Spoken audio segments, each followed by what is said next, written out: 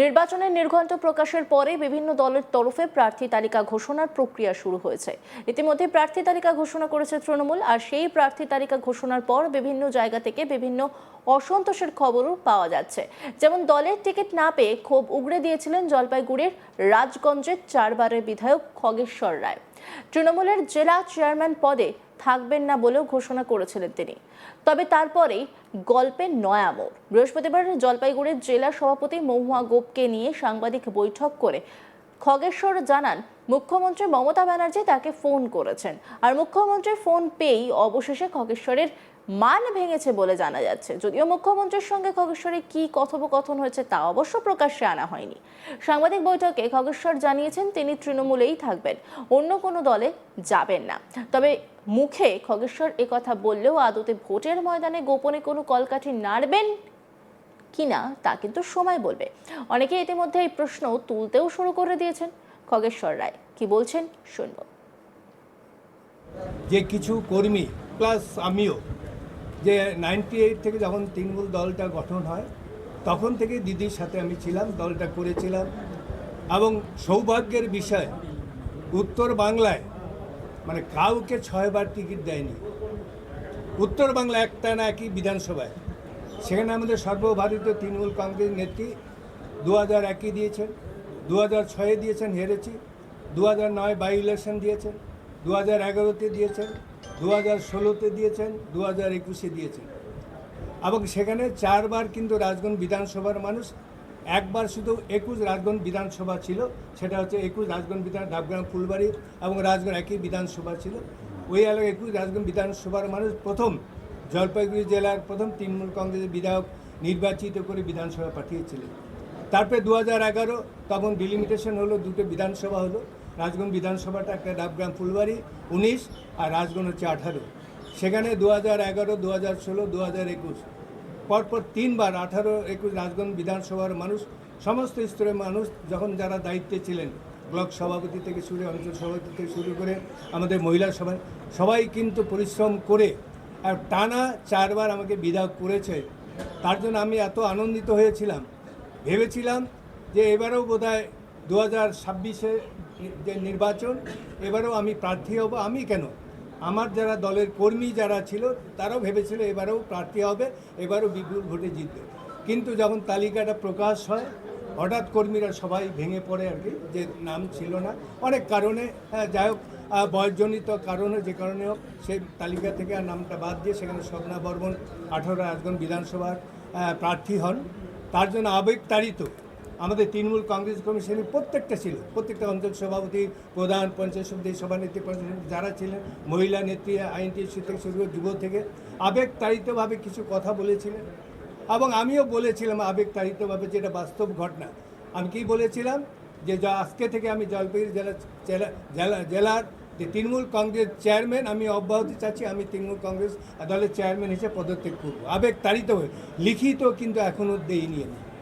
কিন্তু সেটাই যাই হোক, আপনারা সাংবাদিকতা করেন, আপনাদের মাধ্যমে সেটা বিরাট আকারে সেটা ফলাও করে লেখা হয়। তাই গতকাল আমাদের মেন্টর চন্দনভূমি যেটা বলল, আমি সত্যি ভাগ্যবান যে দিদি আমাকে সর্বভারতীয় নেত্রী, 3 বারের মুখ্যমন্ত্রী, এবারে 4 বারের মুখ্যমন্ত্রী হবেন।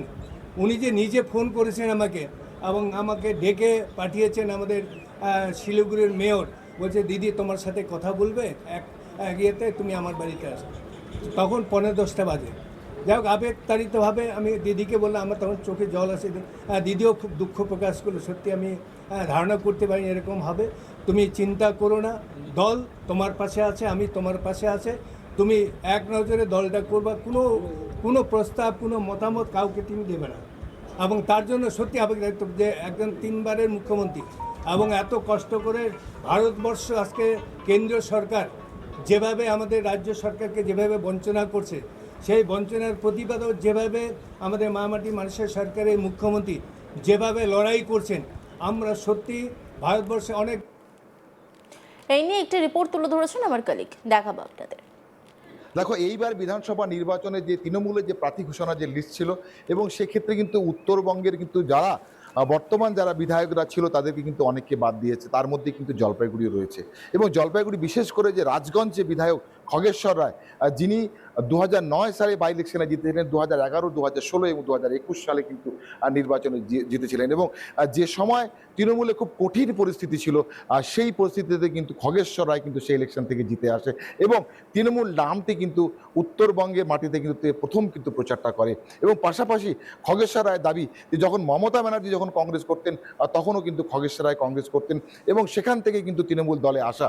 কিন্তু সেই জায়গায় দাঁড়িয়ে হঠাৎ করে খগেশ্বর রায়ের নাম না আসাতে খগেশ্বর রায় কিন্তু অনেকটাই কিন্তু রেগে গেছিলো এবং পার্টি অফিসে গিয়ে তিনি বলেছিলেন যে আমি কোনোদিন ভাবতে পারিনি যে আমার নাম এই নির্বাচন থেকে বাদ যাবে, কারণ যে সময় তৃণমূলের দুর্দিন ছিল আর সেই সময় ঠিক কিন্তু 2009 সালে যখন বাম জামানা ছিল তখন কিন্তু তিনি ভোটে জয়ী হয়েছিলেন তৃণমূল প্রতীকে। সে জায়গায় দাঁড়িয়ে 2021 সালে গোল্ডেন গার্ল স্বপ্না বর্মনকে নিয়ে আসাতে তিনি ক্ষুব্ধ ছিলেন। 48 ঘন্টা সময় দিয়েছিলেন পার্টিকে এবং 48 ঘন্টার পর যদি কোনো সিদ্ধান্তে না ফিরে আসে তাহলে কিন্তু একটা কঠোর থেকে কঠোরতম একটা সিদ্ধান্ত নেবে বলে খগেশ্বর রায় জানিয়েছিলেন। এবং পাশাপাশি খগেশ্বর রায় দলের যে চেয়ারম্যান পদ সেখান থেকেও তিনি ইস্তফা দিয়েছিলেন এবং যে সমস্ত ব্লক সভাপতি এবং অঞ্চল সভাপতিরা যারা ছিল তারা এক এক করে কিন্তু সবাই কিন্তু পদত্যাগ করেছিলেন। 48 ঘন্টা পর যে চেহারাটা দেখা গেল, হঠাৎ করে মুখ্যমন্ত্রীর ফোন খগেশ্বর রায়কে এবং যে সমস্ত দলের যে সমস্ত জেলার নেতারা ছিল তারা কিন্তু খগেশ্বর রায়ের বাড়িতে হাজির হন এবং পাশাপাশি খগেশ্বর রায় যখন মুখ্যমন্ত্রীর সাথে কথা বলেন তখন কোথাও না কোথাও এই যে রাগের যে ক্ষোভটা সেটা বরফে গলতে শুরু করে এবং পরবর্তীতে সম্মেলন ডেকে তিনি বলেছেন যে না, দল যা নির্দেশ দেবে সেটাই আমি কাজ করব। এবং পাশাপাশি মুখ্যমন্ত্রী তাকে আশ্বাস দিয়েছেন যে তুমি দলের কাজ করে যাও এবং তোমাকে কোথায় নিয়ে যেতে হবে, তোমাকে কোন সম্মানটা দিতে হবে সেটা আমরা পরবর্তীতে ভাবব।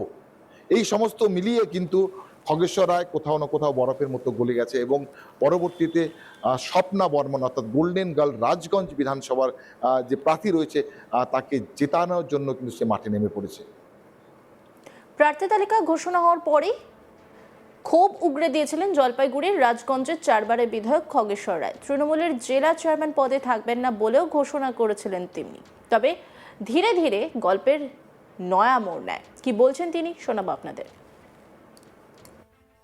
যে কিছু কর্মী প্লাস আমিও যে 98 থেকে যখন তৃণমূল দলটা গঠন হয় তখন থেকে দিদির সাথে আমি ছিলাম, দলটা করেছিলাম এবং সৌভাগ্যের বিষয় উত্তর বাংলায় মানে কাউকে 6 বার টিকিট দেয়নি।